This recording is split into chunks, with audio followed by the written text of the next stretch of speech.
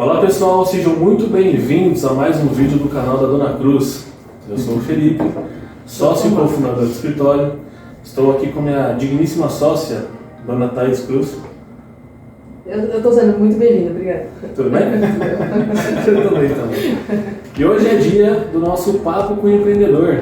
É o nosso quadro aqui no canal, onde nós trazemos um empreendedor para poder contar um pouco da história, das dificuldades, do aprendizado e também um pouco da vida. E hoje temos aqui um cara que é internacional, hein? Diretamente de? Aqui a dica. Fica a dica, né? Fica a dica. Vamos subir com sim. Ele é dos Estados Unidos. Mas o pessoal fala Rio de Janeiro, hein?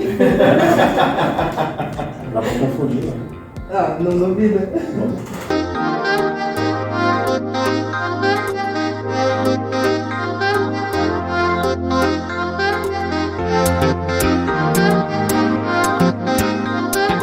Estamos aqui com o senhor Ricardo Rosa, que é empreendedor. Vou colocar. Que é empreendedor, cofundador da empresa Petisco Brazuca, certo? Sim. Localizada nos Estados Unidos e especialista em salgados brasileiros. E dizem que o carro-chefe são as coxinhas por lá e são as melhores coxinhas do Central Park. Ricardo, seja muito bem-vindo à Dona Cruz. Obrigado pelo convite. Eu espero que a gente possa bater um papo legal, agregar para as pessoas que estão acompanhando a gente pela internet.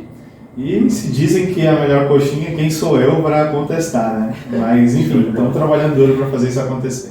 Não, o papo maluco é você levar a coxinha daqui do Brasil pra lá. É uma coisa tão simples aqui pra gente e que lá você consegue ter um negócio que tá fazendo muito sucesso. A gente acompanha vocês aí e tem sido muito legal ver a evolução de vocês. Fala pra gente como que você teve essa ideia aí, maluco.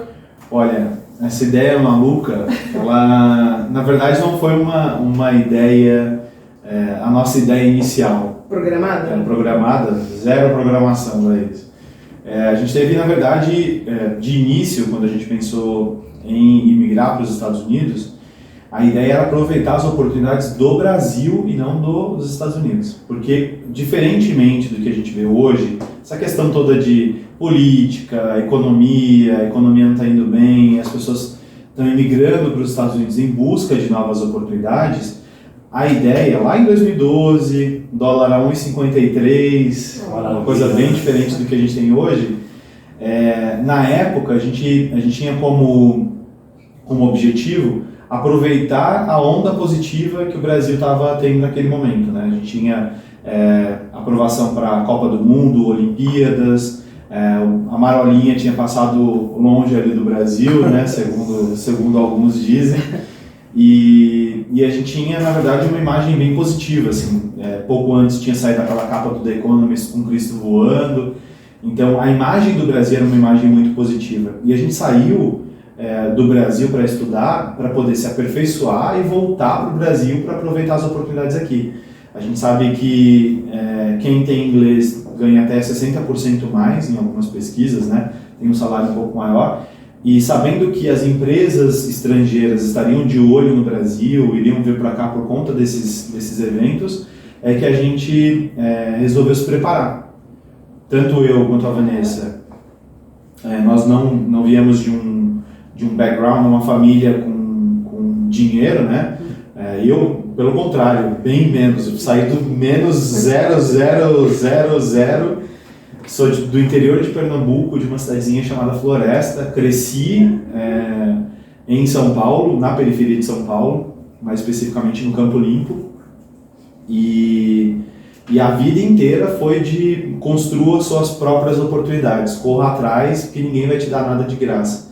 Então, esse foi mais um dos momentos em que a gente estava cavando as nossas oportunidades. O objetivo, na verdade, na época, era ir para lá, fazer um intercâmbio, porque a gente, óbvio, a idade certa ali no high school, você que tem um pouco mais de estrutura, uma família mais estruturada com grana, manda o filho para o exterior, aprende o inglês e volta para cá, né? E como a gente não tinha tido essa oportunidade, a gente achou que naquele momento ali seria um bom momento, apesar de ainda não tá, nós não éramos casados na época, estávamos namorando, sem filhos, então aquele era o momento realmente de aprender inglês, voltar para cá e aplicar o que a gente iria aprender lá aqui no Brasil. Só voltando um pouco, você construiu tudo isso com sua esposa Vanessa, e como vocês se conheceram? Vamos voltar um pouco disso aí. Nossa, Isso é bem curioso. Agora a gente coloca a música romântica. Porque a gente tá junto, olha só, a gente tem, vou fazer 35 esse ano, façam as contas aí vocês, vou fazer 35 esse ano, a gente está junto há 16 anos. Então tem muito tempo. A gente se conheceu desde o primeiro ano do colegial, mas a gente foi começar a namorar no terceiro ano. Eu pergunto isso porque, de certa forma, o destino da nossa vida completamente está ligado a quem que a gente vai se juntar. Sim. Então, muitas vezes, não sei qual que eram os seus propósitos antes de conhecer a Vanessa, ou quais que eram o dela, né? Então, como na época eu não tinha nem propósito, pra te falar a verdade, eu era tão novo que eu nem sabia o que... Não, brincadeira. Não, a gente, acho que assim, tanto eu quanto a Vanessa, a gente teve a nossa maturidade veio muito cedo, por conta das responsabilidades que a gente teve. Então, desde cedo a gente teve uma criação de responsabilidade mesmo. Então, quando a gente começou a namorar, o nosso relacionamento é um ótimo relacionamento, assim, sem demagogia. A gente tem uma sincronia e uma sintonia, eu não sei te explicar. Declaração de amor. Declaração de amor. Manda um beijo aqui pra Vanessa aqui. Posta aí nos comentários, por favor, a sua. Então a gente tem uma sintonia muito grande, assim. Chegou num ponto hoje em dia que a gente não precisa, às vezes, nem conversar, porque a gente já consegue saber ou algum comentário de alguma situação, alguma coisa. Então a gente está muito, muito alinhado naquilo que a gente quer fazer. Eu acho que isso é importante em tudo, numa sociedade, numa amizade, num relacionamento. E a gente teve muita sorte, porque a gente sabe que isso não é uma regra, né? Na grande maioria, ali, a gente tem. Isso não significa que a gente não tenha nossos conflitos. Aliás, somos pessoas de personalidades completamente diferentes. Completamente diferentes. Na verdade, a gente não tem, assim, gosto. A gente não bate em nada. Ela querendo o carnaval da Bahia, você tranquilão ali. Zero. Assim, não tem nada assim que a gente fale, pô, eu gosto disso, ela gosta disso. Sempre tem alguma coisa que não bate. Mas isso você pode cortar um pouco, mas isso é muito importante, essa questão. Por mais que tenham gostos diferentes, os dois estão decididos a fazer dar certo. Sim. Então, se você não curte, pô, eu vou te ouvir. Por que você não curte? Eu vou tentar te entender, e muitas vezes não é isso que acontece, né? Eu acho assim que eu falei assim agora, indiretamente, tem uma coisa que apesar de não ter pensamentos ou opiniões similares ou gosto, a gente faz questão de discutir, a gente discute muito sobre tudo, sobre diversos assuntos. E ela com o ponto de vista dela e eu com o meu ponto de vista. E a gente cresce muito junto fazendo esse contraponto um com o outro. Então, isso ajuda a gente em diversos aspectos. Eu tenho uma visão para o negócio, ela tem na mesma direção, mas com outro ponto de vista, e a gente vai dosando ali, não só no negócio, mas na nossa vida pessoal, a gente vai dosando isso, tirando ali o que é relevante, ela escuta o que eu tenho para falar, eu escuto o que ela tem para dizer, e a gente soma ali o que é importante ou o que é relevante para a gente aplicar na nossa vida. Então, acho que desde cedo a gente teve essa maturidade, e acho que é o resultado desse relacionamento são 16 anos juntos, né? Então isso é importante. É importante também tudo que a gente vem construindo. De certa forma a gente soma os nossos conhecimentos, as nossas opiniões. Então em tudo que a gente vai fazer sempre tem alguma... Eu sempre peço a opinião dela, que ela é mais pé no chão, eu já sou mais sonhadora, ali viajo, mas sempre estou analisando muitas ideias. Você quer fazer tudo isso, mas como? Ela já tem mais o foco, é mais centrada, então ela me traz muito para o chão. Ao mesmo tempo, eu mostro para ela que é possível coisas que ela, no racional dela, não consegue enxergar. Então, acho que esse equilíbrio ajudou muito... Vejam. Ajudou a gente... ajudou muito a gente nesse período todo. Mas voltando à tua pergunta, a gente se conheceu no colegial e estamos juntos aí até hoje. Legal, cara. Bom, eu conheço a Vanessa, né? E aí te conheço através dela. Pela primeira vez a gente está se encontrando, na verdade. Pois é. E desde que você fez nossos trabalhos. Né? Eu fiquei sabendo de uma coisa hoje que eu não sabia. O quê? Negócio de TCC lá. Como que fez o TCC, tá? O TCC de administração foi, nota 10. Parabéns pra você, Ricardo, que não estudou com a gente. Pois é. Olha, eu participei de muitos trabalhos dessa turma de administração. Pô, tinha que ter uma criatividade gigante. E a gente ali, querendo aquela questão de administração, olhando para aquela questão de administrar e tal, de repente ia fazer marketing do negócio. Não, cara, não é pra gente. Vamos contratar uma agência. Vamos chamar alguém que tá estudando. Daí casou de vocês estarem juntos e tal. Rolou só algumas ideias, só professores. Tá bom, não certo. foi. Não se preocupem. Não se preocupe, foi tudo nosso mesmo. Mas eu falo que eu fiz propaganda e marketing com ênfase em administração. Eu passava mais tempo na sala de administração do que dentro da minha de marketing. A nossa turma foi muito legal, né? Vocês têm contato até hoje, cara. Sim, a gente tem, com o pessoal da universidade, a gente tem, eu estava até comentando antes aqui, tenho mais contato com o pessoal de administração, que são os amigos da Vanessa, do que com a minha própria turma de propaganda e marketing. Mas isso foi assim, foi um processo muito legal, assim, né? Durante a universidade, ter contato com várias pessoas diferentes. Pô, a gente está num local, você tem pessoas de todas as regiões da cidade. Foi um pouco do que aconteceu com a gente no colegial. Ela veio de uma região, eu vim de outra região, e o nosso colégio ficava numa área central, ali em Santo Amaro. Então, a gente conheceu. Eu saí de uma escola com 8 salas para uma escola com 3.000 alunos. Então foi um choque cultural gigantesco, mas que me ajudou, assim, acho que ajudou a gente durante a adolescência a aprender a lidar com outras pessoas. Hoje a gente lida num outro nível, gente do mundo inteiro, sim, de outras culturas, com outras línguas, mas foi um processo bem legal, bem legal. Falando desse choque cultural, justamente, né, vocês saíram daqui do Brasil e foram para uma outra cidade, uma outra forma de viver, de falar, de tudo.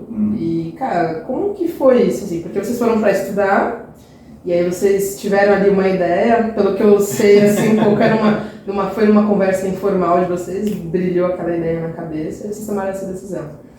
De levar coxinha para os Estados Unidos. Eu vou explicar mais ou menos como funciona qualquer coxinha. Eu vou explicar mais ou menos como que surgiu a ideia do petisco. A princípio a gente tinha essa ideia de estudar, fazer o inglês e voltar para o Brasil. Essa era a nossa ideia inicial. Só que, passado um ano que a gente estava morando lá, né, a gente chegou em 2012, isso já no meio de 2013, passado um ano que a gente estava morando em Nova York, a gente percebeu que aquela cidade era a cidade onde a gente queria morar. A gente não queria mais voltar. Vocês foram direto para Nova York. A gente chegou a cogitar outros lugares, Malta, Austrália, Irlanda, a gente chegou a ver outros locais, mas a que mais se parecia com São Paulo, a gente gosta muito da dinâmica que a cidade de São Paulo tem, e a que mais se parecia, inclusive dentro dos Estados Unidos, era Nova York. Então, quando a gente decidiu fazer esse intercâmbio, o pessoal fala de, não vai para um lugar com muito brasileiro, descendente de brasileiro e tal. O desafio não falar. É besteira. Se você quer realmente aprender inglês, você vai aprender inglês, independente de ter amigo brasileiro, de não ter amigo brasileiro. Porque lá, de certa forma, se você não sabe, você vai ser obrigado a saber. Não, você vai ter que se virar. Teu amigo brasileiro não vai lá pedir tua conta no banco, não vai resolver um problema teu por telefone. Ele pode até fazer, mas isso se você for mais acomodado, se você realmente não tiver foco. Agora, quando a gente decidiu nós decidimos ir para Nova York justamente porque Nova York tinha uma dinâmica muito parecida com São Paulo e você não precisa de carro para viver em Nova York. Você tem a malha do metrô, então a cada 10 blocos você tem uma estação de metrô, são mais de 400 estações de metrô. Então é estação pra caramba, todo lugar tem uma estação de metrô. Então a gente queria por essa facilidade, vamos morar em Nova York por essa facilidade. Dizem que em Nova York tem muito trânsito, então justamente por causa disso. Não, o carro é um problema em Nova York. Você paga mais multa do que parcela do teu carro. É um problema ter carro em Nova York. Realmente é um problema. E aí, como que surgiu a ideia do petisco? Como a gente não tinha ido com com essa ideia, a ideia era voltar para cá, nós fomos também com a cabeça aberta para o que poderia acontecer lá. Mesmo sabendo que empreender não era o plano A, poderia ser uma coisa que iria acontecer, sei lá. E a gente não queria se restringir a, não, só vamos fazer isso daqui, se não for isso a gente vai voltar para o Brasil. Não. A gente entendia que se aparecesse alguma coisa que fosse interessante para a gente ali no momento e a gente achasse que realmente valia a pena, a gente iria abraçar aquilo e iria fazer acontecer. E foi o que aconteceu com o petisco. O petisco, na verdade, ele surgiu de um pedido de uma amiga nossa, que estava fazendo aniversário e ela queria, como a gente era acostumado a fazer, convidar os nossos amigos, cozinhar em casa, e ela sabia que a gente cozinhava bem, ela deu essa missão para a gente cumprir, né? Levar os petiscos. Só que a gente não tinha zero ideia, nunca tinha feito coxinha, nunca tinha trabalhado com alimentação, principalmente aqui no Brasil. Eu venho do marketing digital, a Vanessa é administradora, trabalhava em banco, uma coisa que a gente nunca trabalhou foi com comida. E aí, nesse momento, a gente pensou assim, qual que é o óbvio? Vamos procurar quem faz, a gente faz uma encomenda e leva tudo pronto.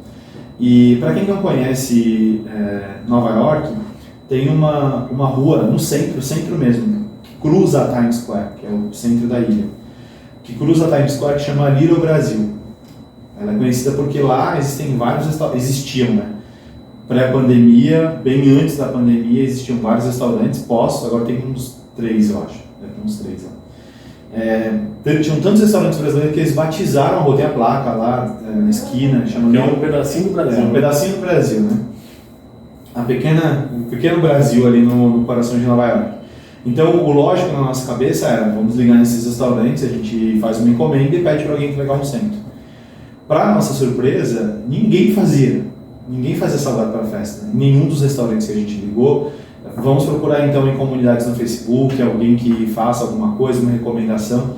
Tinha assim, lá em New Jersey, que é um estado vizinho, a tia do irmão de não sei quem que fazia, mas tinha que ser num dia específico, não entregava, tinha que buscar.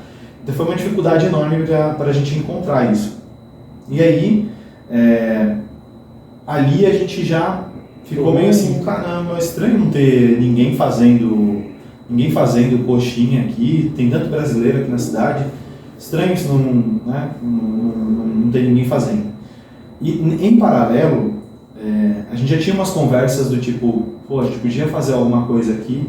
A Vanessa não queria trabalhar fora, não queria trabalhar em restaurante, fazer babysitter e tal, porque ela ficou com trauma de umas histórias que umas amigas nossas tinham contado lá, que no final das contas era pura besteira, mas ela ficou com trauma. E aí ela falou assim, olha, eu queria fazer alguma coisa para complementar a renda, para a gente não gastar o dinheiro que a gente trouxe do Brasil.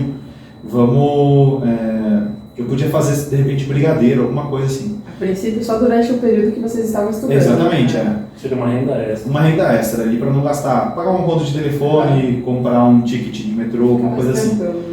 E aí ela começou a pesquisar, achou duas empresas que faziam brigadeiro, e aí eu falei para ela, olha, já tem gente fazendo aqui e os caras estão relativamente bem, estão indo bem aqui. Já tinham saído do New York Times, já estavam vendendo, já estavam com loja, umas coisas bem assim. Né? Inclusive são amigos nossos hoje em dia. E aí a gente meio que abafou um pouco essa ideia. Voltando para a festa da nossa amiga, que foi um tempinho depois, algumas semanas depois, a gente tinha comentado com essa nossa amiga. E aí a gente não encontrou ninguém que fazia a coxinha, não encontrou ninguém que entregasse. Ok, vamos ter que matar no peito e a gente vai ter que fazer esse negócio acontecer aqui, porque a galera vai matar a gente se não fazer coxinha. Não, no YouTube. O YouTube foi a nossa universidade. Aí a gente pegou uma receita no YouTube, fez ali em casa, sem saber moldar, saiu tudo menos coxinha, saiu um amassado de massa com frango no meio. Fizemos ali uns sei lá o que, croquete ali, a gente resolveu levar isso pra festa. Levamos lá pra festa e, pra nossa surpresa, tinham americanos, brasileiros lá, eles amaram as coxinhas. Amaram as coxinhas. Todo respeito. E aí depois eles vieram conversar com a gente. Pô, muito legal, não sei o que lá, a gente adorou. Seria, vocês não estão pensando em vender, em fazer alguma coisa assim e tal? E até então não tinha ainda, né, aguçado a gente. Aí essa nossa amiga veio pra gente e falou assim, olha, vocês estavam falando que queriam empreender, que queriam fazer alguma coisa, já tinham falado do brigadeiro, o brigadeiro não vai dar certo. E se vocês tentassem fazer a coxinha? Porque da mesma maneira que a gente está sentindo falta, que a gente encomendou aqui para vocês, eu acho que outras pessoas devem estar sentindo a mesma vontade, mas que não estão encontrando lugar nenhum. Aí a gente voltou com aquilo na cabeça. Talvez tenha gente que nem conhece. Aí a gente voltou com aquilo na cabeça. Ou a gente podia realmente pesquisar, fazer uma pesquisa mais aprofundada e ver se realmente tem demanda para esse negócio, se tem alguém fazendo, se não tem ninguém fazendo, e ver se a gente pode começar a fazer alguma coisa assim, né? E aí a gente fez a lição de casa. Chegamos em casa, dá-lhe pesquisa, YouTube... Colocou a faculdade de administração sua e da Vanessa. Exatamente. Pegamos ali, a gente fez um benchmark para ver se tinha alguém no mercado ali fazendo, se tinha em outros estados, para ver se a gente podia se espelhar, de repente fazer alguma coisa. E para nossa surpresa, realmente não tinha ninguém. Não tinha ninguém, assim. No máximo aquela tia da prima de não sei quem que fazia, mas não entregava, tudo engordurado, cada um de um tamanho, nada muito profissional. E aí foi a hora que a gente falou, olha, acho que a gente podia realmente fazer alguma coisa aqui e começar um negócio. Vamos a princípio pagar ali uma ponta ou outra, não vai ser o nosso foco, mas sim, o que entrar para a gente estar de bom tamanho. E aí nós começamos. A gente pediu, na verdade, na época para minha sogra comprar no Mercado Livre, aqui no Brasil, chama Fábrica de Coxinhas.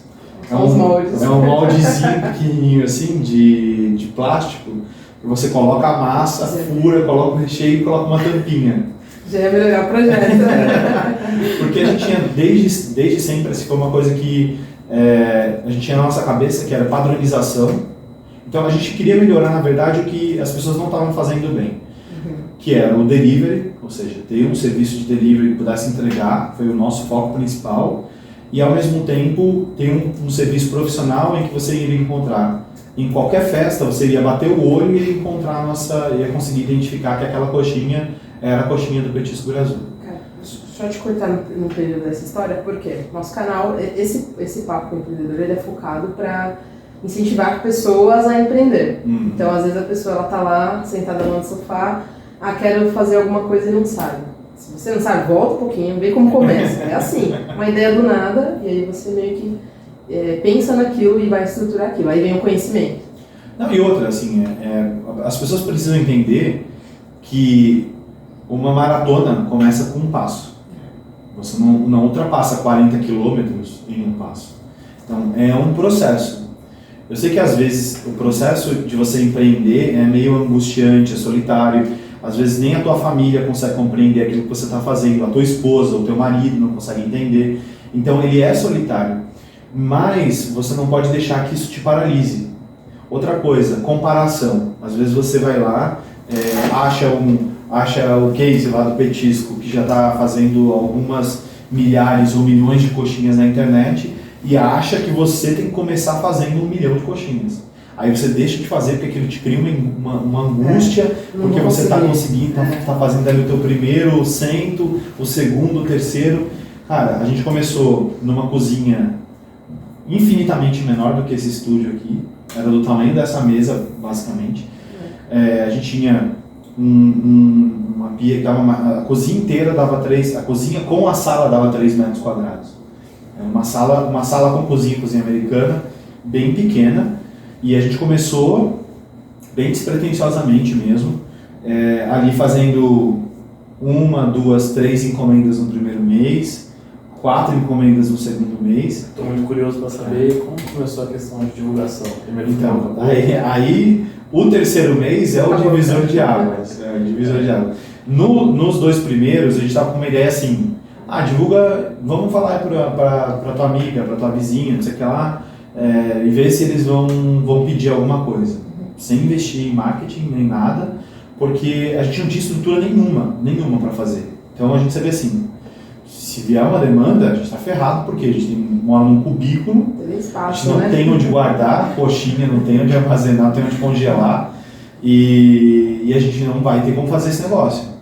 sei lá, como aqui no Brasil, a gente tem muita questão de buffet, de festa de casamento. Não sei se nos Estados Unidos tem essa cultura de ter, assim, não sei. Tem, mas não, assim, hoje em dia a gente tem, a gente fornece muito para evento corporativo. Não é o nosso core, assim, não é a nossa especialidade fazer eventos corporativos. A gente faz bastante eventos corporativos porque o mecanismo que a gente criou possibilita fazer isso. Então, hoje, por exemplo, se você vai lá no site do Petisco Brazuca, você pode encomendar 30 coxinhas para comer com a tua família no final de semana, ou você pode ter uma festa com 10 mil pessoas e você vai conseguir encomendar pelo nosso site. Então, a gente criou um mecanismo que facilita com que você vai fazer um evento corporativo, deu um problema no teu catering, né, que é o serviço que vai fornecer a comida ali, o teu buffet. Não conseguiu te entregar, você consegue ir lá no Petisco, fazer encomenda no horário e o dia que você quiser, vai ser entregue prontinho, fresco, tudo embalado, bonitinho, no teu endereço. Então, esse mecanismo trouxe muitos clientes corporativos, não foi uma coisa que a gente buscou diretamente. Isso acabou acontecendo, inclusive, por conta dos brasileiros. Os brasileiros, existe brasileiro em todo lugar, inclusive em empresas americanas. Eles estão em todas as empresas americanas, geralmente em cargos de liderança. Então, esses clientes que pediam para comer no final de semana, eles começaram a levar para os amigos que estavam dentro das empresas. As empresas fazem eventos corporativos. Um negócio bom isso aqui. E isso começou a trazer muitos clientes. Então, a gente tem clientes como Google, Yahoo, Michael Kors, Nike, ONU, a gente tem HSBC, JP Morgan, Chase, enfim, todas, assim, vou te falar, principalmente todas as empresas internacionais brasileiras, grandes empresas, pequenas empresas, WeWork, vários prédios são nossos clientes. Então, isso funcionou muito pelo boca a boca do cliente brasileiro. Mas voltando lá no começo, a gente começou com as 3 encomendas, 4 encomendas no segundo mês. No terceiro mês. Terceiro mês foi um divisor de águas, porque estava me incomodando um pouco. 2 meses, 7 encomendas. Eu estava super feliz, né? Já estão pagando aqui uma conta de telefone, já pagando. Eu falei para ela, esse negócio está muito devagar. O propósito foi atendido. Exatamente, está muito devagar esse negócio aqui. Vamos fazer um teste? Falei para ela, vamos fazer um teste? Vou montar um e-commerce, até então a gente só tinha uma página no Facebook, né? Falei, vamos fazer um e-commerce? A gente faz eu trabalhei, antes de ir para os Estados Unidos, eu tinha uma plataforma digital, chamada Departamento Publicitário, foi comprada em 2012, e nesse processo entre venda da minha plataforma, eu trabalhei para uma business school, que foi pioneira nessa área de marketing digital e comércio eletrônico. Lá, eles começaram, o cara que criou, mexe com comércio eletrônico desde 96, 97, então o cara está há muitos anos nisso. E a escola foi pioneira, então ela fazia formação de gestores na área de marketing digital e comércio eletrônico, eu estou falando de 11 anos atrás, entendeu? Quase ninguém, provavelmente. Ninguém, não tinha esse negócio de curso, foi muito legal, foi um aprendizado muito bom. E eu tive contato com muita gente da área de e-commerce, principalmente quem editava o e-commerce na época. Então você tinha Daslu, Walmart, Carrefour, HP, essas empresas grandes, elas mandavam os diretores darem aula lá na escola. Ele contratava os diretores dessas escolas para ensinar as técnicas que as grandes empresas faziam para os alunos que queriam começar a empreender com comércio eletrônico no dia a dia, né? Exatamente. Pessoas que hoje cobram muito dinheiro. Inclusive, muitas startups com que eu tive contato naquela época, que estavam começando com 1 a 2 pessoas. Tem uma que eu conheço, que é a Vetex, por exemplo. A Vetex abriu capital na Nasdaq, mais de $1 bilhão. E na época que eu conheci, o Mariano, por exemplo, que é o fundador da Vetex, era tipo assim, ele mais 2, 3 pessoas. As pessoas querendo... Conheci a galera hoje, Stone, por exemplo. Conheço a galera que fundou, que eram pessoas que davam aula lá, que não tinham nem sonho de criar isso na época. Então foi uma galera com que eu tive contato que ajudou muito. E aí eu aprendi programação por conta do meu site, da minha plataforma. Então quando a gente decidiu, vamos profissionalizar o negócio, mas chega de fazer ali as 2, 3 encomendas, eu falei para ela, a gente vai fazer um e-commerce, a gente faz um site aqui, uma loja virtual, e vamos preparar um negócio, criar uma marca legal. Aí sim a gente foi criar logo, melhorou o nome. Aí veio o Ricardo publicitário. Exatamente, as técnicas de marketing. E aí eu fiz um release, que é como se fosse um textinho ali explicando o que é o serviço, por que a gente criou, o que a gente faz, que é uma coisa bem comum hoje em dia. E aí eu mandei para alguns influenciadores na época, ali, os youtubers que estavam começando, alguns blogs, né? O blog era bem forte na época, então eu mandei para eles. E aí, para o nosso desespero, a gente foi de 3, 4 para 40.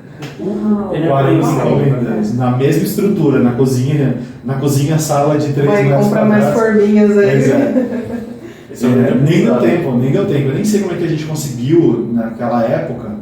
Foi assim, desespero fazer 40 encomendas. Não, aí eu já no dia a dia já peguei uma mãe, a Vanessa também. Vocês dois que faziam? Fazíamos, nós dois. Legal. E aí a gente começou a fazer, entregamos ali as 40 encomendas. Só que foi dali, não parou mais. Não parou mais. Só qual que é a grande diferença, eu acho, entre o mercado americano e o mercado brasileiro para esse tipo de público que acabou de iniciar um negócio? É que ele te dá acesso a ferramentas que a gente infelizmente não tem aqui. Então, por exemplo, quando a gente começou na cozinha de casa, né? Se a gente fosse montar, por exemplo, um restaurante, uma cozinha, algo do tipo, teria que colocar uma marca de uma grana. E era uma coisa que a gente não queria fazer, porque 40 encomendas não vai pagar toda a estrutura. Precisaria de muito mais encomendas. Esse é um grande aprendizado que a gente conversa com muitos empreendedores com a questão. Você cresce primeiro, depois organiza ou organiza para crescer? Vamos montar aqui, trazer 20, 30 pessoas aí e esperar a demanda. Não é bem assim que funciona no mundo real. A gente foi acompanhando, na verdade, a demanda. Assim. A gente é bem cauteloso nesse sentido, apesar de, óbvio, como qualquer empreendedor, a gente erra e acerta. O importante é que a gente consiga consertar quando a gente erra e aprender, né, com o erro e melhorar aquilo que a gente acerta. Então, isso é uma coisa que a gente pratica muito no dia a dia. E essa evolução, ela foi rápida, né? A gente foi para dessas 40 encomendas, o negócio começou a evoluir, a cozinha de casa começou já a ficar pequena, que a gente não conseguia fazer, em casa já era pequena, para as 3 encomendas, imagine para 40. E aí uma coisa que é diferente, que a gente vê, foi até uma coisa que se popularizou durante a pandemia aqui, a gente está falando de 2020, eu estou falando de 2013. Uma coisa que se popularizou aqui foram aquelas, eles chamam de dark kitchens, que são cozinhas específicas para delivery e tal. Lá é um universo que já existia muito antes da gente chegar lá. Então eles chamam de incubadoras lá, né? As incubators. E aí, qual que é a diferença? Lá você precisa de um forno para assar o cookie que você faz, ou uma fritadeira para fazer o bagel, ou alguma coisa nesse sentido.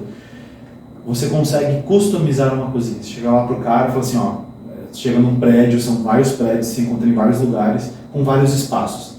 O espaço tem um exaustor. O que você vai colocar lá embaixo é você que escolhe. Então, você chega pro cara e fala assim, quero uma fritadeira, quero um fogão, preciso de um equipamento específico, tal. E aí ele te aluga isso por hora. Você consegue alugar aquela cozinha ali e mobilizar o capital sem nenhum. É muito diferente, porque aqui, eu quero abrir um negócio, eu vou ter que mobilizar meu capital, então eu vou ter que comprar equipamento. E muitas das vezes quem está começando a empreender tem muita coisa no dinheiro. Pois é, então eu acho que a principal diferença é justamente essa, de você ter uma... Lá, como aqui ficou popular, né, 2020, 2021, as Dark Kitchens, lá é algo que já é super popular e já existia muito antes da gente começar a empreender. Então, quando a gente viu que a gente não conseguia fazer, por exemplo, atender a nossa demanda trabalhando em casa, a gente procurou uma incubadora para poder fazer a nossa produção. Então, a incubadora lá, né, é um prédio com vários espaços onde você pode solicitar a customização de um espaço. Então, você tem um exaustor e você coloca o que você precisa embaixo. Você vai precisar de 3 fritadeiras, um fogão, um forno. Então você pede e aluga aquilo ali por hora. Você não precisa imobilizar, tirar dinheiro do teu bolso para comprar um equipamento e começar a trabalhar. Imagino que vocês, num novo país, numa nova cidade, não sabiam disso. Vocês tiveram amigos ali, pessoas que já sabiam. Na verdade, pesquisando mesmo. fui atrás. A gente não tinha ninguém Nada empreendendo na área de Paulo. alimentação. Poxa vida. Não tinha ninguém empreendendo na área de alimentação. Óbvio que depois, já trabalhando com isso, a gente teve contato com várias outras pessoas que nos ajudaram.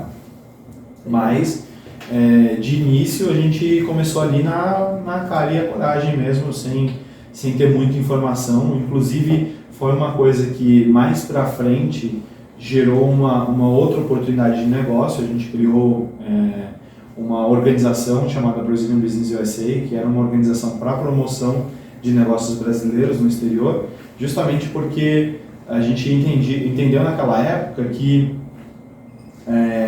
muito do suporte ele era feito só para as grandes indústrias. Então, uma Embraer, uma JBS, eles já têm dinheiro suficiente para pagar uma consultoria, ter estrutura de apoio, informação. Já o pequeno não tem isso. Então, e faltava esse ambiente de networking mesmo, de se juntar. Só que ao invés de ficar em casa reclamando que não tinha informação, que não tinha o que fazer, que não tinha com quem conversar, a gente falou, olha, se não tem esse ambiente, então a gente vai criar esse ambiente. Né? Então a gente começou ali a fazer alguns eventos para chamar a comunidade mesmo, entender quem são as pessoas que estão empreendendo aqui, quem está fazendo, você está mexendo com sapato, está mexendo com bolo, está vendendo joia pela internet. Isso só entre os brasileiros. Entre os brasileiros. Porque a ideia era justamente essa, era conseguir fazer uma troca de informação entre brasileiros para que a gente pudesse entender o que estava sendo dito. Nem todo mundo falava bem inglês, nem todo mundo fala inglês. E falando português a gente podia trocar ali, o que você, Thaís, está fazendo de legal que funciona, o que eu estou fazendo que talvez funcione para o seu negócio. Então a gente começou não tem gente para fazer network, então vamos construir essa rede de network. Network vale muito mais que dinheiro. Muito mais. Tem uma pergunta que aprendeu muita coisa de graça. Tem uma pergunta que eu preciso fazer. Thaís, não. network mesmo? Todo episódio ele vem com essa coisa. É a arte de ser interessante sem ser interesseiro. A dica, na verdade, número 1 de fazer networking é antes de pedir, dê algo para a pessoa. Então, você quer acabar com o seu networking, peça sempre um favor antes. Quando a chave para você fazer networking é você agregar valor para as pessoas. Então, a gente começou a fazer isso de forma gratuita. A gente sabia que existiam pessoas com o mesmo problema que o nosso, mas a gente não queria ficar ali acomodado esperando alguém fazer alguma coisa, ou então esperar o nosso negócio fracassar, e o que a gente queria era, ok, se isso não existe, vamos criar. Como que a gente faz para criar? Então a gente começou a procurar ali na internet quem eram as pessoas que estavam fazendo alguma coisa, convidava para fazer um bate-papo, organizava um evento, chamava um parceiro, ia num restaurante X. A gente cansou de fazer vários eventos e a gente começou, isso foi ganhando um corpo tão grande que a gente começou a viajar o país para poder fazer isso. Então a gente fez evento em Boston, fez evento em São Francisco, na Califórnia, a gente fez evento de business de MMA, porque tinha muita gente indo para lá como esportista para poder lutar. A gente fez eventos na Flórida e aí a gente começou a criar uma rede. Muita gente falou assim, mas você fazia isso por vocação ou porque... Não, na verdade isso era uma necessidade do próprio negócio e isso com certeza iria agregar e trazer outras oportunidades para a gente também. Então, da mesma maneira que a gente conseguia criar essa cadeia, né, ajudando outros empreendedores, naturalmente eles começavam a nos enxergar como uma referência. Então, isso gerou, assim, muitos negócios, foi muito benéfico para a gente.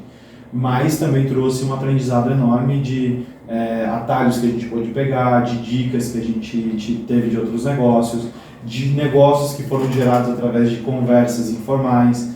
Então, se você está aí na tua casa, não sabe com quem conversar, vai lá para a internet, entra num grupo, marca um encontro, começa a participar de eventos. Sempre que você tiver a oportunidade, ou de repente você ouviu numa conversa alguém que não sabe aquilo que você sabe, você puder contribuir, agregue. Se você viu alguma dica, manda para um amigo teu. Exatamente. Inclusive apoiando as próprias pessoas do teu universo. Cara, tem um amigo teu que está fazendo teatro e tem uma peça, vai assistir a peça. Se tem uma amiga tua que está fazendo unha, vai lá fazer a unha com a tua amiga.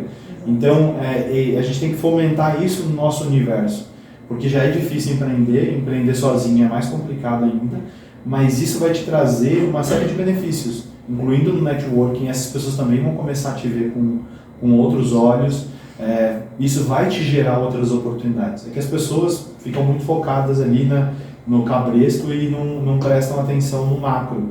E é esse tipo de coisa, principalmente quando você está num outro país, quando você pode agregar para as pessoas, conectar. Sempre que a gente está lá, é conexão. Né? Conheço aqui a Thaís. Tem alguém que mexe com contabilidade lá, a gente vai lá e conecta alguém. De repente, vocês não são concorrentes, vocês podem encontrar alguma coisa em comum, pode fazer uma parceria. De repente, vocês atuam em estados diferentes, mas tem conexões e pode fazer referência de um cliente ou outro. Então, esse tipo de coisa é algo que a gente incorpora muito assim no nosso dia a dia. E isso tem gerado resultados incríveis. Tem gente que tem medo de perder a sua receita secreta, né? Não vou compartilhar porque vai vir alguém fazer, sei lá, vai roubar o meu espaço. Roubar minha ideia. Vai. Falam que a ideia vale 10 centavos a bacia. Exato. Não vale nada. A gente fala lá que ideia não vale nada, a execução sim. Então, se você tem uma ideia, mas não consegue executar a tua ideia, sim, você tem que começar a ficar preocupado. Agora, se você tem execução, trabalha duro, cara, desencana. Você tem que sim prestar atenção nos seus concorrentes, fazer uma análise, realmente tentar sempre se atualizar, estar à frente, mas você não pode se pautar pela concorrência. Uma coisa que a gente fala é o seguinte: o concorrente que olha, que está de olho no outro concorrente, o negócio do outro tem quatro olhos, enquanto o seu não tem nenhum. Então você está olhando para o do outro tem o olho dele e o teu. E o teu negócio está desassistido. Então eu prefiro ficar ali 100% focado no meu negócio. Eu estou sempre analisando, vendo quem está chegando ali no mercado, quem que acabou de lançar um serviço parecido com o nosso. A gente incentiva muito a concorrência. Cara, a gente tem um mercado com 300 milhões de habitantes. Assim, eu gostaria muito de ser a pessoa que vai vender para esses 300 milhões de habitantes, mas eu sei que eu não vou conseguir. Eu não vou conseguir 100% do mercado. Espero que um dia eu consiga, mas enfim, sei que eu não vou conseguir. Então não tem por que eu ficar... Ninguém agrada todo mundo. Não tem por que eu ficar passando a perna, agindo de má fé com alguém, denegrindo, denunciando, caluniando. Sim. Zero isso. Isso, na verdade, eu acredito eu acredito muito em energia, né? O que você coloca para fora. Então, quando você só externa coisas negativas, esse ciclo ele gira e volta para você. Quando você externa só coisas positivas, por mais que isso não te beneficie no primeiro momento, isso vai ajudar outras pessoas na cadeia. E indiretamente, um dia isso volta. E a matemática, assim, não falha. Você fala, tem coisas que a gente pensa, aconteceu muito não aconteceu por acaso. Tinha que acontecer como tinha que acontecer. Porque em um determinado momento você plantou aquilo e aquilo acabou voltando para você num outro sentido. Então, eu acho que quando você faz essa roda girar, principalmente falando assim de concorrência, de players no mesmo mercado, você tem que tentar extrair o aprendizado e melhorar aquilo que está ruim. Olhar para si também, porque você fica criticando que é o teu vizinho que está roubando o teu cliente, mas você está deixando a desejar no que você oferece. Então é uma coisa que você tem que estar sempre se autoanalisando ali, vendo o que você oferece, o que você pode agregar. Se você ficou estagnado, deixou de estudar para fazer alguma coisa, deixou de agregar um determinado serviço. Então são diversos fatores ali que podem prejudicar, e não é a tua concorrência que vai fazer isso. Isso acontece muito na nossa área. A área contábil, a gente vê muito, mas muito profissional desatualizado, que deixa o cliente desassistido, que infelizmente tem que se atualizar perante as leis aqui do Brasil, que são bem tranquilas, né? Mudou pouco, né? Mudou bem pouco, são bem tranquilas, fáceis de interpretar. Mas a gente vê muito isso na nossa área. Porque o cara, ele estagnou lá, na época que ele só tinha que enviar uma guia, às vezes até o cliente dava o dinheiro para ele pagar a guia, e aí ele estagnou naquilo e acabou. Não tem mais um aplicativo, um sistema para facilitar. Acha que não tem que entender de negócio, contador ele tem que entender do negócio, porque ele lida diretamente com a empresa. Essa questão de atualização, ela é bizarra, porque você não precisa estar negando ou secando o serviço do outro. Você tem que estar olhando para ver como que aquilo está andando, mas olhando... Você teve uma ideia, Exato. uma ideia que você não teve, abriu uma janela que você não estava prestando atenção e você pode agregar aquilo para o teu negócio. Exatamente. Mas assim, desde o começo você falou que vocês começaram a fazer a coxinha, vocês queriam fazer de maneira ali, da melhor maneira possível. De onde vem isso? Assim, porque eu sei que isso não é o natural de todo mundo. Então vou vender, vou fazer uma grana extra. Não interessa a coxinha redonda, se ela não... Eu não sei te dizer assim, de onde exatamente isso veio, mas eu acredito que quando você cria...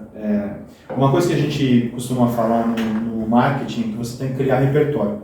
Mas criar repertório é tudo na vida. Então, você cria repertório com as experiências que você tem, você cria repertório com as coisas que você observa, né? Então, o que você assiste na internet é te gerando um tipo de repertório. Se isso vai ser positivo, você vai conseguir usar para alguma coisa, é um outro assunto. Depende do que você está consumindo. Então, eu sou uma pessoa que, tanto eu quanto a Vanessa, a gente absorve muitas coisas e a gente não olha só para o nosso segmento. De repente tem algum médico fazendo alguma coisa no negócio dele que eu possa implementar no meu. De repente na empresa de vocês de contabilidade tem alguma coisa que vocês estão fazendo de estratégia de captação de cliente que pode funcionar na venda de coxinha. Então eu estou sempre analisando. Aparece vídeo assim, fulano de tal conseguiu tal coisa. Aí eu vou lá ver. Aí o cara é biomédico. Estou lá assistindo. Ah, o cara é estrategista digital. Estou lá assistindo. O cara é um cineasta. Estou lá assistindo. Tenho que assistir tudo? Não. Eu consigo extrair dentro daquilo que eu estou observando. Eu sempre estou com um olhar mais atento da maneira estratégica. Eu não estou assistindo só por assistir. Eu estou analisando ali por que ele fez isso, de que maneira ele fez, que ferramenta que ele utilizou.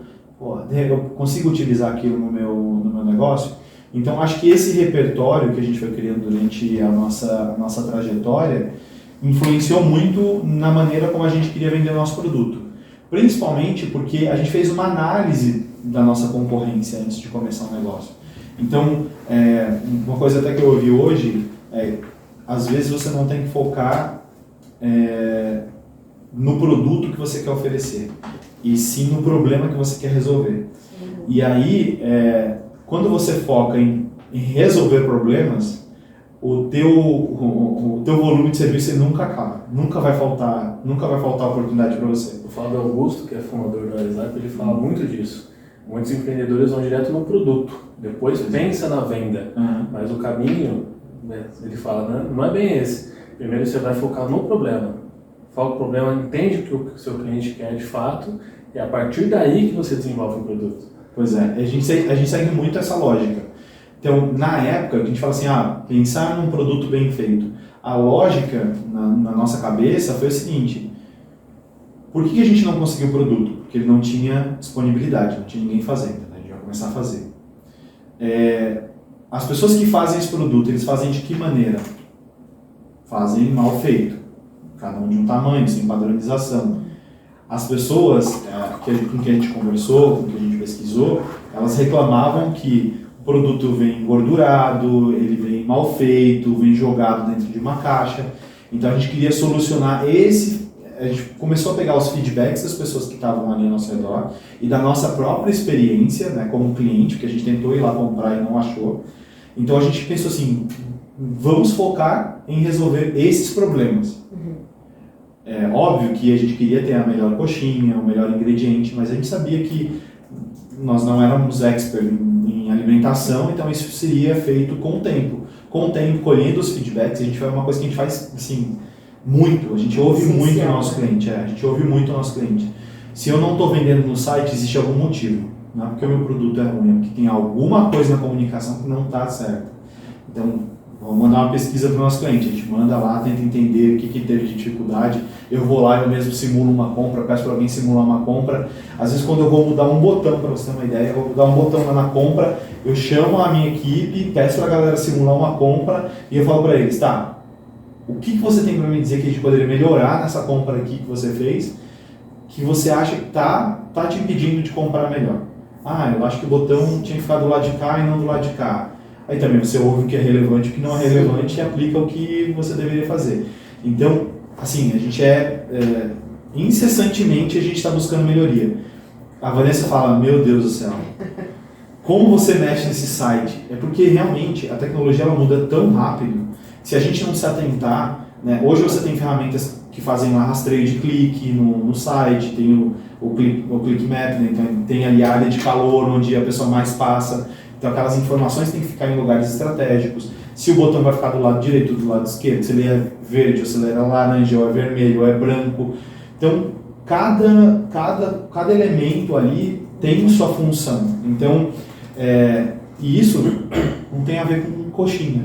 Exatamente. Questão de CRM, de controle assim. Muda completamente. É que assim, eu sou meio suspeito que, cara, lá a gente tem umas coisas surreais, não dá pra comparar. Não dá pra comparar com o Brasil. Não dá pra comparar. O que é mais bizarro do negócio de lá pra cá? Assim, vou te falar, por exemplo, aqui você tem um meio de pagamento. Você vai lá e tem uma empresa que processa o pagamento. Aí você tem uma empresa que faz a gestão dos envios de... chama torpedo, né? Você quer fazer uma campanha de torpedo, aí tem só uma empresa que faz o torpedo. Aí você quer fazer a gestão dos teus e-mails. Aí você você tem que ter várias ferramentas para conseguir fazer um negócio.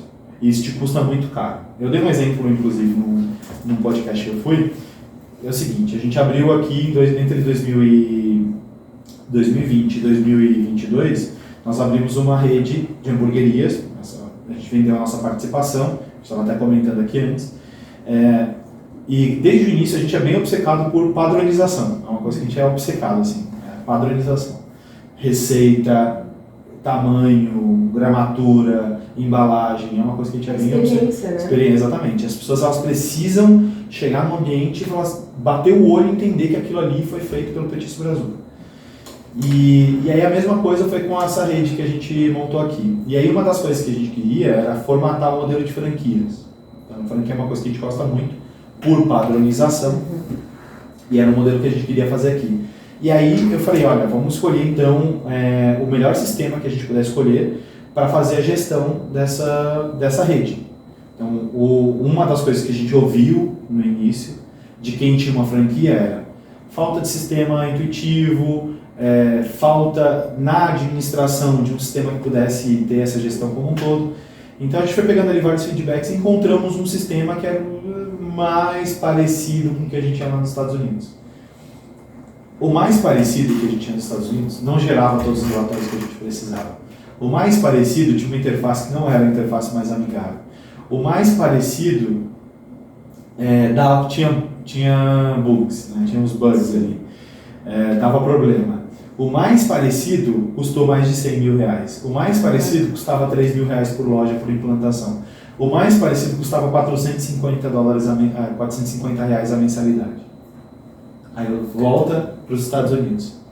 Nos Estados Unidos eu tenho um sistema onde eu faço gestão de multiloja, relatório intuitivo, app no celular com todos os relatórios. Eu consigo fazer processamento de pagamento através do meu app, no meu sistema. Eu tenho um plugin que está integrado com o meu site, que faz o mesmo pagamento, e isso aparece nos meus relatórios dentro da minha plataforma, que também está linkado com um tablet que está lá na minha loja. Eu consigo gerenciar diversas lojas ao mesmo tempo, tudo muito rápido, interface muito fácil, por $35. Bizarro a diferença. Sem implantação, sem custo absurdo. Você baixa um app. Só de funcionar ele já está ganhando em 100%. Você baixa um app, você tem lá os tablets que eles recomendam para você utilizar. Então, olha, o nosso app roda bem no iPad versão 12, tal. Então você compra ali. O stand que vende, que é o que a gente chama de POS, né? Que é o sistema de pagamento, que são os computadores que você tem, a maquininha que você usa para processar o pagamento, vende nas lojas de eletrônico. Então você pode ir lá e comprar uma tela que você processa o pagamento, que tem aproximação. Você não fica amarrado àquela empresa que fornece aquele tipo, daquela bandeira de cartão. É outra... Os caras estão ligados em volume. Outra coisa. Você tem, além disso tudo, você tem o CRM integrado, então você consegue fazer campanhas de marketing, sistema de cashback, você tem sistemas que chamam loyalty programs, que são sistemas de fidelidade, pontuação, você tem envio de torpedo, você tem envio de e-mail marketing, você tem customização de sistema, você pode customizar o seu sistema de acordo com a tua necessidade. Então, eu sou um salão de cabeleireiro que quer fazer agendamento de clientes, tem como fazer. O mesmo sistema, você molda ele para o que você quer. Eu tenho um restaurante que eu só vou atender e entrega para delivery, moldo do jeito que eu quero. Eu quero fazer salão, quero ter mesas, quero ter um controle de mesas. O mesmo sistema você faz. E esse mesmo sistema abre no teu celular. E você tem os mesmos recursos com tudo, sem travar, sem nada. Estava conversando com uma moça, ela começou uma revenda de velas. Então ela mesma fabrica e ela faz todo o processo até a venda. Ela falou que a maior dificuldade é isso. Desde a compra do material, a compra do insumo para fazer, que é muito difícil, o valor é bizarro, aí você tem que conectar um site, aí você pega uma maquininha de lá de fulano, aí tem que conectar com um sistema de envio que é de ciclano, e aí é dinheiro que você vai deixando nas pontas, que aí você chega no seu produto, o valor ele tem que ser gigante, mas o mercado não comporta essa venda. Pois é fora da realidade. Fora da realidade. Tipo, você vai lá, eu tenho, até na minha mochila, depois eu vou mostrar pra vocês, tem um processador de pagamento que é desse tamanho, eu plugo ele no telefone, swipe, processo de pagamento. Meu celular vira uma maquininha de cartão, a hora que eu quiser, no Android, iOS. Não vamos dar ideia pro pessoal que vai pro bloquinho não, porque vai ser só por aproximação. Muito simples, muito simples. E aí eles desenvolveram agora, eles desenvolveram um app. O app deles agora veio programado para você fazer a aproximação no telefone mesmo. Sem nenhum gadget, tipo, nenhum outro, nada acoplado. Então você baixa o próprio aplicativo, chega lá no teu iPhone, encosta o cartão, processa o pagamento. Sem maquininha, sem nada. Isso daqui vai chegar aqui o quê? Se chegar, né? Não tenho a mínima ideia. Eu queria muito, assim, eu sempre falo, se eu fosse empreender, eu montaria um negócio desse lá no Brasil. Eu levaria um sistema, eu iria copiar exatamente o sistema como está lá. Sabe o que deve ser levar. Eu não sei. As pessoas viajam para lá, mas eu não sei como é que elas não. Deve ter algum impacto de lei. Deve ter. Patente, né? Deve ter alguma coisa que vira e fala assim, você não pode facilitar as coisas. Vou dar um outro exemplo que ele tem lá. É assim, qual que é a dificuldade de quem tem um negócio? Conseguir crédito. O que os caras fizeram? Eles criaram um banco dentro do próprio app. Então, nada melhor do que saber quanto você transaciona no teu negócio. De acordo com isso, eu sei se você vai receber dinheiro ou não. Então, o que os caras fazem? Você vai lá, baixou o teu app e começou a operar. Aí você tem lá transações, caem 100 transações por dia. Então, o cara ele vai lá e fala assim, olha, se o Ricardo está transacionando 100 transações por dia, ele tem como pegar um empréstimo de R$2.000, de $2.000. Aí vai lá e libera $2.000 para você, zero burocracia. Você está disponível no teu sistema, é só você transferir para a tua conta. Outra coisa, transações de crédito e débito no mesmo dia, caem no dia seguinte. Ou você... As taxas são muito elevadas lá? Depende muito do tipo de serviço, mas ela vai de 0,99 a 3,65.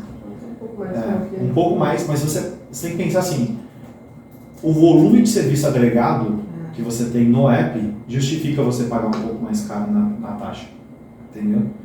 Você tem tantas ferramentas que já estão dentro do valor mensal que você paga, que se eles te cobrarem pela transação, tá mais que justo, entendeu? Então tá coisa que o cara já sabe o que você vai passar e já colocou lá antes. E assim, a gente está falando de desde $2.000, eles chegam a cobrar $100.000.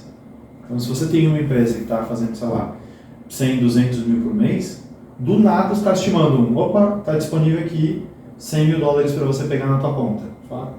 Sem burocracia, sem mandar nada para aprovação, sem mandar documentação, não nada. tem documento para você assinar, escanear. Zero, Nenhuma foto segurando o Nenhuma foto segurando o não sabe nem qual é a minha cara, sabe? Não tem nem ideia de qual é a minha cara. É outro mundo. Tem uma pergunta que não quer calar, né? Estamos aqui em uma contabilidade e eu sou muito curioso em saber Sistema de contabilidade? como é que funciona a parte tributária, mas assim, uma visão de você como empreendedor. Porque é uma reclamação que a gente vê muito aqui no nosso dia a dia. Os empresários falam, nossa, quanto imposto? Nossa, eu faturei mais, tem que pagar mais, a coisa. Lá, assim, não é que a carga de imposto seja menor. Eu digo, ela é menor dentro da empresa, então você tem modalidades de empresas em que você não faz declaração na pessoa jurídica, você só faz a declaração daquilo que você transfere para a pessoa física. Então, se a tua empresa ela teve lucro e você transferiu essa grana para a tua pessoa física, você teve um prolabore ou coisa do tipo, aí você vai pagar esse imposto na pessoa física. Tá? Então tem empresas que mesmo faturando ali $1 milhão, o cara não vai pagar imposto na pessoa jurídica, ele vai pagar na pessoa física. Mas isso seria uma opção que eu faço? Não, é o modelo da empresa. É como se fosse tipo limitada, Sim. enfim, SA, esse tipo é dessa maneira.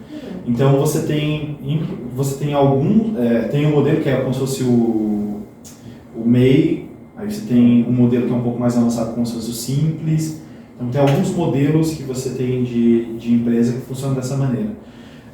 Na pessoa física, aí essa variação ela vai de acordo com a faixa de renda.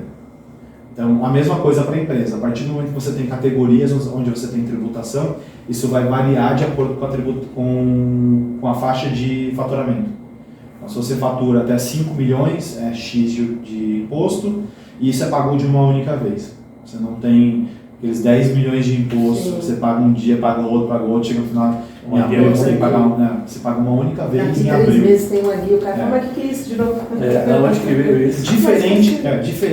Diferente do Brasil, lá eles têm um negócio que não é aplicado em todos os estados, mas eles chamam de sales tax. Então, por exemplo, se você vende um produto físico, aqui no Brasil os impostos estão embutidos dentro do preço. Lá o imposto não está no preço. Todo empreendedor que vende um produto físico, ele recebe uma autorização para coletar impostos. Então, eu, como restaurante, eu vendo um produto físico. Então, eu tenho o meu número do sales tax. Aí o que acontece? Eu tenho que calcular, isso é calculado depois que o cliente faz a compra. Então, é normal quando você chegar para fazer uma compra, você vai ter lá na prateleira, um produto custa $10. Só que na verdade esse produto não custa $10, ele custa $10 plus sales tax. Então quando você compra ele por $10, quando você vai chegar lá no caixa, ele vai custar, se for no estado de Nova York, $10,80. Se você for comparar isso na Flórida, vai custar $10,60. Então, o produto de prateleira, ele é o custo mesmo. Ele é o custo. O imposto vai ser cobrado à parte. E aí, qual que é o papel do empreendedor? Ele tem que recolher esse imposto, guardar esse imposto, e a cada 3 meses você repassa isso para a Receita Federal, que chamam lá que é o IRS. Por enquanto você poderia trabalhar com esse dinheiro. Você pode usar isso, desde que você declare isso depois. Isso pode funcionar como teu giro de caixa. Estou pensando como consumidor, por exemplo. Eu vou comprar. Muitas vezes a gente esquece cartão em casa, só tem ali R$20 na carteira. Você vai sair sem o produto. Você vai comprar negócio, o negócio vai $18. Aí eu tenho $20 aqui. Tudo bem, então dá. Mas às vezes o imposto pode ser que pode ser um pouco maior. Aí você não leva o produto. Isso traz mais transparência, de certa forma, né? Não, você sabe exatamente quanto você está pagando de imposto naquele produto. Eu já vi uma parada de quem é turista, está lá em viagem, faz todo o consumo e antes, acho que é antes de sair de lá... Pode fazer a declaração e receber o imposto de volta. Tem como fazer isso. Você vai lá, junta as notas e solicita o imposto na saída. Agora eu não lembro, eu sei que existe isso, mas eu não sei que condições que você pode aplicar. Eu não sei se é para produtos específicos e outros não estão inclusos, mas eu sei que tem como você fazer. Você vai lá, paga o imposto, junta as notas, quando sai você solicita a instituição. Você incentivaria as pessoas a saírem daqui para Legalmente? legalmente? Com certeza. Claro, Com não, certeza. pelo amor de Deus, né, gente? Vai legalmente, pede o visto, junta uma grana e vai. Não, com certeza, com certeza. Assim, depois que você tem o contato e sabe das diferenças, você entende por que Você não consegue mais dizer, Estados né? Unidos e Brasil ainda está engatinhando em alguns aspectos. Então, os caras, não é que eles... Eu não sei te dizer, assim, quando a gente fala do americano, a gente imagina que assim, o contador americano ele vai ser melhor que o contador brasileiro. Na verdade, eu não vejo isso. Eu não vejo essa diferença em termos de inteligência entre o americano e o brasileiro. Aliás, eu acho em diversos aspectos que o brasileiro tem uma criatividade, uma inteligência, uma força de vontade muito superior em várias ocasiões. O que acaba acontecendo é que eles têm um senso de coletividade muito maior. E isso faz com que as coisas funcionem. Então, vou dar um exemplo. Eu, como empresa, restaurante, sou responsável pelo meu lixo. Então, a empresa de coleta pública, ela é feita para o cidadão, ela não é feita para a empresa. Então, eu, como empresa, tenho que pagar uma empresa privada para fazer a coleta do meu lixo. Aí, um dia, a empresa que faz a coleta do meu lixo deixou de coletar o meu lixo. O lixo estava lá na frente da loja. São várias empresas?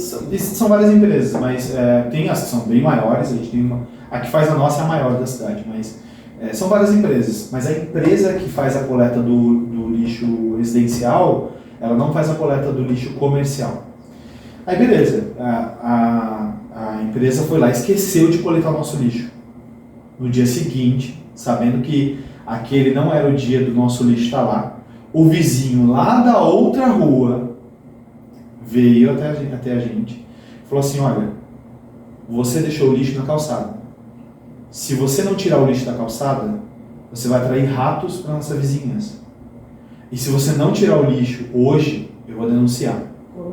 Então assim, o senso de coletivo, ele não está fazendo aquilo porque ele é legal, porque ele é bacana. Não, ele está pensando... Ou ele quer o seu mal. Ou o meu mal. Não, ele foi lá, ele me advertiu. Ele tá te avisando. E eles são, assim, eles são muito transparentes e diretos nesse sentido. Se algo não funcionar, ou se ele tiver que te dizer algo, ele vai te dizer. No Brasil funciona assim. A gente não fala. Então eu não vou lá e falo pra Thaís. Eu vou lá, ligo, denuncio. A pessoa nunca vai saber o que isso aconteceu. Chega uma multa e eu ferro o negócio. Entendeu? E eu ferro o negócio. Então... Não estou dizendo que lá é o lugar perfeito, mas que existe um senso de coletivo, as pessoas estão muito... É por isso que você vê... sabe, você já deve ter se deparado com essa situação, de assistir um filme e o cara fala assim, tem uma pessoa armada em direção a outra, ela vai atirar, e a pessoa diz assim, olha, se você não dê mais nenhum passo, se você der um passo, eu vou te denunciar para a polícia. Tipo, no Brasil você sabe que o cara vai lá, vai matar a pessoa. Mas lá... Qual que é a ideia? Ela confia tanto ali na lei e que as coisas funcionam, a instituição funciona, que ela até o último minuto, sabendo que a pessoa vai ali, vai atirar nela, vai fazer um mal, ela fala, não, se você der mais um passo, eu vou te prender, eu vou te denunciar, eu vou... Porque as instituições realmente funcionam. Tipo, cara, você não vai ver ninguém chegar lá e oferecer uma grana para não receber uma multa. Você não vai chegar e ver alguém... Você respeita a fila, ninguém chega lá e corta a fila. Você não vai ver ninguém que faz, por exemplo, está gerenciando uma fila, chegar lá e falar, entra aqui que você é meu... Se você faz isso numa fila, pode ter certeza que você vai arranjar confusão. Pode ter certeza. E as pessoas não vão ter o mínimo pudor de falar na tua cara, de te esculachar. Você está pensando que é quem? É tipo isso. Eu cheguei aqui primeiro, se você quer, vai lá pro final da fila. Então... esse tipo de coisa, o jeitinho, a manobra... A própria criatividade que a gente estava falando para outro sentido, de fato, essa é a grande diferença que eu vejo no dia a dia. Assim. É uma coisa que eu acho que o senso de coletivo lá é muito maior. Então, falta um pouco da gente também se sensibilizar com o outro, de pensar no coletivo. Pô, aconteceu esse negócio lá aqui nas chuvas, né? Tem as campanhas e tudo mais, Mas você não vê, por exemplo, os políticos com uma preocupação muito grande. Todo ano é a mesma coisa, acontece sempre no mesmo lugar, não tem mudança. Lá, se tem uma poça na rua, alguém foi lá quebrar um pé, você pode ter certeza que a pessoa que era responsável por tapar aquele buraco, ele vai ser procurado. E se ele vai responder por aquilo. Pra gente, por exemplo, eu tenho que ter um seguro que cobre quem pisa na minha calçada. Se alguém pisar na minha calçada ou a minha calçada estiver danificada e alguém quebrar um pé, eu sou responsável por isso. Eu acho interessante falar que, nossa, eu tenho que pagar um seguro por quem pisa. Tudo bem você pagar, mas é um seguro também viável. Sim. Não é uma coisa que descapitaliza, por exemplo, a sua empresa. Cara, assim, tudo é muito acessível. Tudo é muito acessível. Você vai comprar uma van para te ajudar no transporte da tua empresa. Essa van não vai te custar muito. Você vai conseguir comprar. Você vai comprar uma ferramenta. Se não tem como comprar, tem como alugar por um preço extremamente Acompanhei vocês acessível. comprando o que? Era uma van? Era uma Fiorina? Não, a gente queria, na verdade, a gente comprou uma Dodge Ram, uma van enorme, que aqui no Brasil deve custar uns 200 mil reais. A gente pagou 14 mil. Vocês fizeram uma propaganda. Dólares. Fizeram uma propaganda, achei que vocês iam sair de lá com uma Ferrari. Era uma BMW. Aí você tirou uma foto. Ela quis fazer essa palhaçada. Porque o carro tem um problema. Então, realmente, a gente não quer ter um carro. Não é uma coisa que a gente está buscando lá. E no dia que a gente foi comprar essa van, tinha uma BMW estacionada na frente. Era uma BMW branca. Realizei o meu sonho. E aí a van estava atrás da BMW. Ela foi e tirou uma foto em frente à BMW. Eu realizei o meu sonho. E aí deixou uns 15 minutos. Todo mundo ali comentando. Daqui a pouco ela coloca: muito obrigado, adorei a minha van. É muito bom. Mas enfim, é uma outra realidade, tanto em termos de acesso como de consciência, de conscientização das pessoas. Assim, nesse aspecto é bem diferente. É cultura mesmo, né? Voltando um pouco na parte de impostos que a gente estava falando, até do governo querer tomar a iniciativa das coisas, né? Como de governo aqui no Brasil quer controlar tudo. Justamente coloca uma carga tributária muito acima ali da empresa, e a empresa não consegue nem reinvestir nela mesmo. Pois é. E lá nos Estados Unidos já é diferente. Eu tenho o poder de decisão se eu quero reinvestir na empresa para poder crescer mais e depois passar os impostos. Então isso, igual você falou. Isso muda muito, assim. Um exemplo lá o governo, na verdade, ele quer cuidar do que ele tem expertise para fazer. Aqui o governo quer se meter em tudo, inclusive naquilo que ele não tem domínio para fazer. E não faz bem. Intervir na nossa exatamente. Então ele quer intervir aqui, ele quer criar uma empresa para controlar o transporte, ele quer criar uma empresa para controlar os envios, ele quer criar uma empresa para controlar a parte aérea. E ele não tem expertise para fazer isso. Não é eficiente, faz mal, cuida mal do dinheiro investido, cuida mal do pessoal. É ineficiente e caro. Exatamente. E assim, não tem a consciência de identificar no que ele erra e abrir mão, não, quer sempre inchar o Estado. Então, aqui a gente tem principalmente na parte política e impostos, o lado só do político, só do imposto, só da instituição. Lá a gente vê um domínio muito maior do que a gente chama de mercado, porque o mercado se autorregula, porque o mercado é mais eficiente, porque as pessoas que estão no setor privado têm um conhecimento específico para aquela área, né? Não tem aquela coisa do emprego público, quer dizer, ele existe, mas numa proporção muito menor. Inclusive, a gente tem empresas públicas que não são eficientes, né, comparadas com o que a gente tem aqui, mas são muito menos eficientes do que as empresas privadas, mas você tem a opção de ter empresas privadas fazendo aquele tipo de serviço. Aqui, além de não te dar a opção, além de não te oferecer um serviço de qualidade, ele não possibilita que você tenha a opção de escolher entre uma empresa pública e uma empresa privada. Em muitos casos, ele te obriga a consumir de uma empresa pública.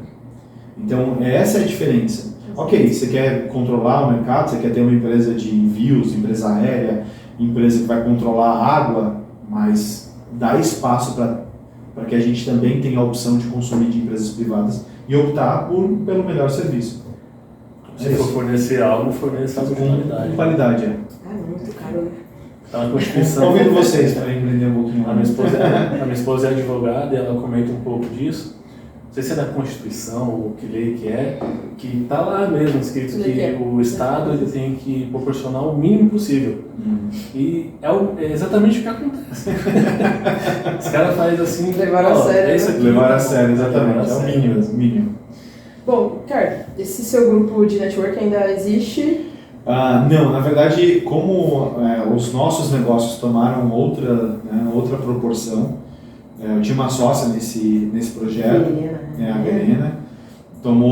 Hoje ela tem um braço de educação na empresa dela e é um negócio que se tornou uma referência lá nos Estados Unidos, está crescendo muito. E a gente está indo por esse caminho que a nossa empresa tem tomado uma proporção legal, a gente cresceu muito, não estamos mais lá naqueles 5.000 unidades, a gente está fazendo alguns milhões de unidades. Então isso mudou completamente, a gente tem uma outra dinâmica, em períodos do ano a gente chega a ter um time com 40 pessoas, então é um cuidado que a gente tem que ter em manter o nosso negócio funcionando, crescendo, as pessoas com interesse, compradas com a ideia que a gente tem de construir uma empresa sólida para o futuro, e isso acabou tomando um pouco do nosso tempo. Não impede que eu me envolva ainda em vários negócios lá, principalmente com o consulado, contribuir com alguns eventos, mas não é mais um negócio. Não está mais à frente. Não estou mais à frente desse negócio. Não. Legal. Bom, tá chegando ao fim, nosso papo já tem 1 hora de papo. Caramba, passou rápido. Demais. Quanto mais ele fala, mais dúvida vai surgindo, né? A gente vai ter que marcar outro papo agora lá na... Fiquem à vontade para aparecer quando vocês quiserem lá em Nova York. A plateia vai também. Bom, é isso então. Obrigadão. A gente vai deixar as suas redes sociais aqui embaixo. Se você quiser falar alguma coisa, chama a galera pra comer lá, onde vocês estão, qual é o endereço, fica à vontade. Bom, primeiro agradecer o pessoal que vai assistir a gente, ou que está assistindo, acompanhando a gente online. Dizer que eu estou super feliz com o convite. Convido vocês para nos visitarem lá quando vocês puderem. Quem estiver por Nova York, não deixe de conferir o Petisco Brazuca, petisco no singular, Brazuca com Z. Vai lá, a gente tem sempre uma loja em algum ponto espalhado da cidade, em algum ponto turístico. Não deixe de passar, mesmo que não seja para comer coxinha, mas que seja para dar um oi, dar um suporte ali como brasileiro. A gente tem sempre alguém brasileiro na equipe que vai falar português. E é isso, agradecer, desejar muito sucesso para vocês, que o canal continue crescendo. E sempre que vocês tiverem a oportunidade e puderem visitar a gente lá, vão ser muito bem-vindos. Obrigado a você por aceitar o convite. Depois de uma maratona de podcast, você está aqui. Hoje foi. Contando a história pela terceira vez, mas valeu mesmo. Obrigado a você. É isso? É isso, já estou no Vamos lá. Galera, valeu por assistir a gente aqui. Não se esquece de se inscrever aqui no canal. E encaminhe esse seu vídeo aí pra galera que tá aí por Nova York fazendo nada. É isso? Por favor. Até o próximo vídeo. Tchau. Tchau, até mais. Valeu.